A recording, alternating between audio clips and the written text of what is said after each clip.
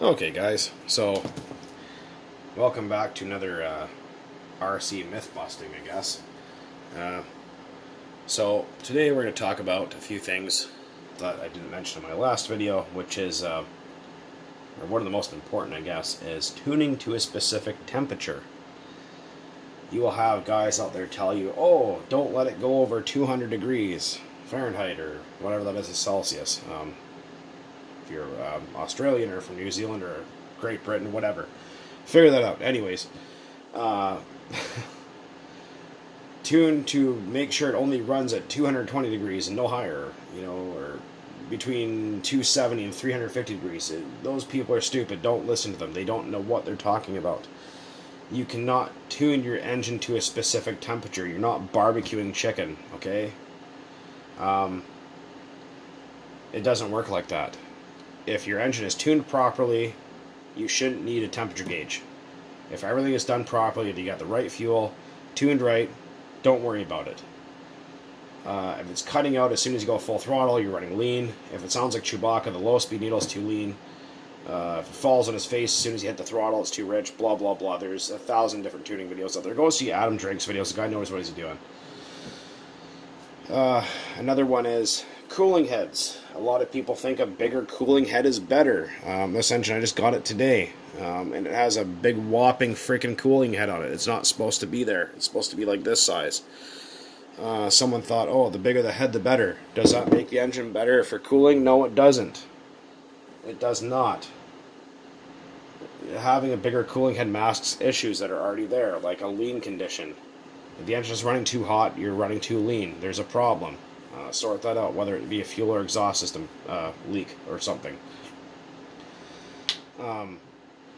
Yeah, like run the stock cooling head. You don't need these big fancy cooling heads or oversized ones. You're not doing yourself any favors. The fuel for these engines is technically like a coolant. If you run rich, or well, depending on your fuel and whatever, the fuel will move heat out of the engine, taking the heat with it. If you run something like Traxxas fuel that has a high oil content, you're burning less fuel, the engine becomes hotter, bad things happen. If you have the proper fuel, like with less oil, like between 12 and under, like 8% or something, you can run the engine richer, which will take more heat with it as the fuel passes through the engine.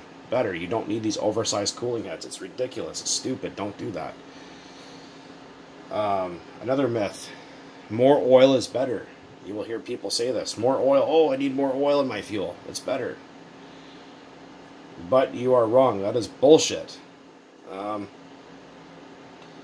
lot of people seem to think it's like an old chainsaw or something, or old dirt bike where you want more oil in it. That will not give you any gains. It'll less performance, less fuel, more oil, leaner tune, hotter engine, shorter engine life. Not good. There's also things like running your engine too cool. If the engine runs too cold, the sleeve will not expand to the correct size, and you will prematurely wear your engines out. Another thing I'd like to talk about is superchargers. A lot of people seem to think superchargers are good. They don't work. They do not work. Don't ever waste your money on superchargers. I will draw you a picture here of something else once I'm finished explaining. Superchargers, for RC engines, they have a big fat heavy flywheel, which spins slower, less RPM. You're blowing air through a carburetor. There's no boost reference for fuel pressure. That means if you put 1 PSI in, there's 1 PSI of fuel pressure. You're canceling it out. You're going to wind up with a lean mixture. As soon as your piston uncovers that exhaust port and the transfer ports, all your boost, right out the exhaust port. And with the nitrous kits, you're not adding any more fuel. Once you add nitrous, you have to add fuel. And if you don't, you lean the engine out and you blow it up.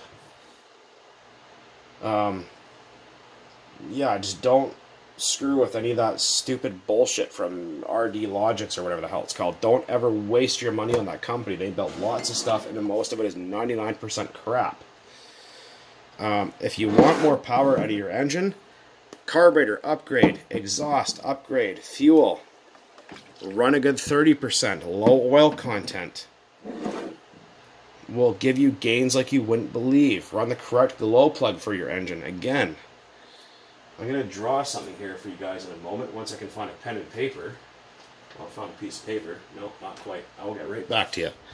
And this is about exhaust pipes, and a lot of people seem to think these work. Bear with me. Okay, we're back. And again, with exhaust pipes, it's a very crude drawing, but bear with me here. So when you go to the RD Logics or RC Logics or whatever the hell it's called, and you get this drum-style exhaust pipe that has 2 outlets that sits in the very back of your truck, that is not a performance item. That is a piece of garbage. You will wind up with tuning issues, not enough back pressure, lean conditions, starting problems, less performance. These don't work. I don't have one because I won't run them on anything. A proper nitro exhaust pipe looks something like this. There's many out there. There is Robin from ERCM who makes excellent exhaust pipes, expansion chambers, whatever you need. There's tons of stuff out there. Don't run these crappy looking exhausts that run like that. You will not gain anything. There's so many gimmicks out there that people go, oh, I need the boost bottle for the crankcase. Don't waste your time. You won't gain anything. That's another myth. Oh, I need the boost bottle. It comes with the crankcase and it'll make the crankcase volume bigger. No, that's stupid. You're not going to gain any performance. It looks cool, but it does jack shit. Simply put. Sorry to be harsh, but it's real. Again, like I was mentioning, superchargers, they don't do squat. Same with the nitrous kits, nothing happens. And another thing is, watch out for fake videos on YouTube because, like I mentioned in my last video, you guys, there's people out there that say, oh, my JADO runs on diesel fuel. It's a lie, it doesn't work. Diesel fuel, which is this is Canadian winter diesel, takes a lot of compression to burn, which way more than these engines can produce, which is very low actually. Diesel ignites somewhere around 400 or 500 psi. These engines are maybe 100 psi.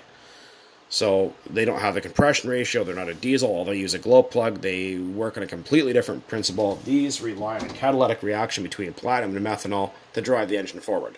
That's how they work. They're not a diesel. They're just a 2-stroke engine. So the myth that they can run on diesel is bullshit.